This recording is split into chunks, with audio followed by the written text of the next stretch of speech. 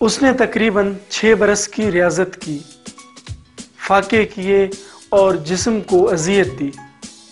फिर जाकर उसे एहसास हुआ कि जिस्म को अजियत देने से जहन में अबहाम पैदा होता है, इसलिए ये रियाजत उसे सच की कुर्बत ना दे सकी।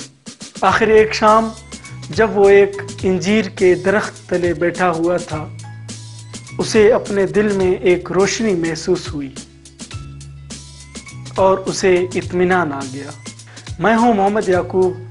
हम आपको दिखा रहे हैं तारीख जानों की सीरीज़ दुनिया के 100 अजीम बाअसर शख्सियात की किस्त नंबर 4। माइकल हार्ट अपनी फहरिस्त में चौथे नंबर पर बुद्ध मत के बानी गौतम बुद्ध का नाम लिखते हैं। गौतम बुद्ध का नाम शहजादा सिद्धार्थ था। वो एक राजा का बेटा था। सिद्धार्थ 563 कबले मसीह लंबीनी नेपाल में पैदा हुए। सिद्धार्थ शाही महल के पुरताइश माहौल में परवान चढ़े। 16 बरस की उम्र में एक हम उम्र शहजादी से शादी की। वो शाहाना जिंदगी का दिलदादा बिल्कुल न था। वो तन्हा रहता था।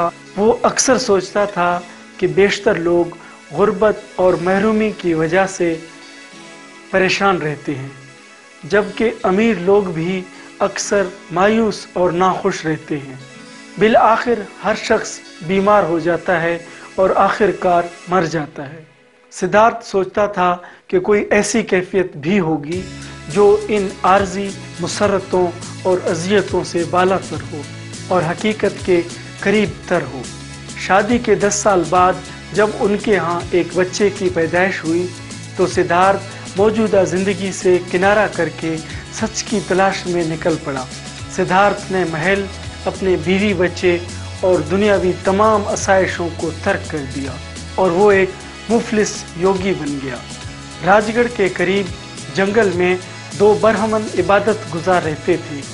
सिद्धार्थ उनके पास गया, लेकिन वो भी इसे दुनिया के गम से बचने और सच्ची खुशी हासिल करने की राह न दिखा सके। और फिर गौतम ने कई बरस रियाजत इख्तियार की, फाके किए और अपने जिस्म को अजियत दी। 6 साल बाद उसे एहसास हुआ कि ये फाका कशी उसे हक शनास नहीं कर सकता।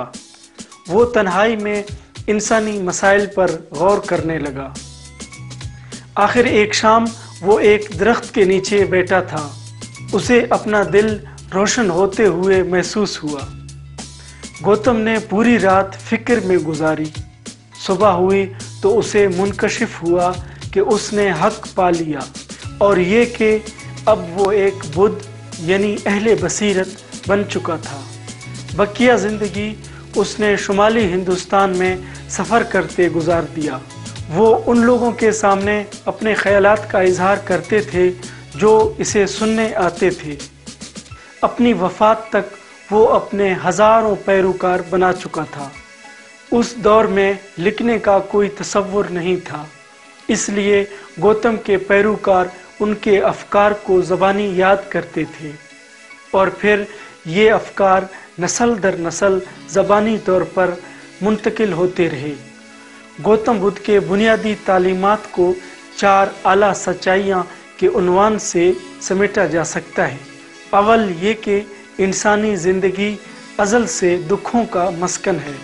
दोम ये कि इंसान की परेशानी का बाइस उसकी अपनी ख्वाहिश और खुदगर्जी है। सोम ये कि इस खुदगर्जी और ख्वाहिश को ख़त्म किया जा सकता है और ऐसी कैफियत पैदा की जा सकती है जिससे ख्वाहिशात और आरज़ुएँ फना हो जाती हैं। इस कैफियत को नरवान कहा जाता है। चारम इस खुदगर्जी और ख्वाहिश से फरार का ज़रिया 8 रास्त राहें हैं, यानी रास्त नुक्ता नज़र, रास्त सोच, रास्त गोई, रास्त तर्ज बुदोबाश, रास्त सही, रास्त जहन और रास्त तफक्कुर। बुद्धमत हिंदुओं के बरअक्स अपने पैरोकारों को बराबर दर्जा देता है। इसमें ज़ात पात और बरादरी की कोई अहमियत नहीं। गौतम बुद्ध 483 कबले मसीह कशीनगर इंडिया में फौत हुए। गौतम बुद्ध की वफ़ात के बाद एक अरसे तक ये नया मजहब ज़रा सुस्त रवी से फैला। तीसरी सदी कबल मसीह एक हिंदुस्तानी शहनशाह अशोक ने बुद्ध मत इख्तियार किया। उसकी पुश्तपनाही से हिंदुस्तान भर में बुद्ध मत तेजी से फैला और ये मजहब हिंदुस्तान से बाहर भी मकबूल हुआ। ये शुमाल में सैलून तक और मशरिक में बर्मा तक, वहाँ से जनूबी एशिया तक फैला। इस मजहब को शुमाल की तरफ अफगानिस्तान और ख़ासकर चीन में बड़ी पजीराई मिली। जापान और शुमाली कोरिया में भी इसके पैरोकार पैदा हुए, लेकिन हिंदुस्तान में ये मजहब तनज़ुल का शिकार हुआ और 1200 ईस्वी तक ये मजहब समेटकर मुख्तसर तबके तक बाकी रहा, जबकि चीन और जापान में बुद्ध मत एक बड़े मजहब की हैसियत से मौजूद रहा। बुद्ध मत भी बाकी मज़ाहिब की तरह मुख्तलिफ मसालिक में तकसीम हो गया। इसकी दो शाखें अहम हैं, एक थरवीत और दूसरी महायाना कहलाती है।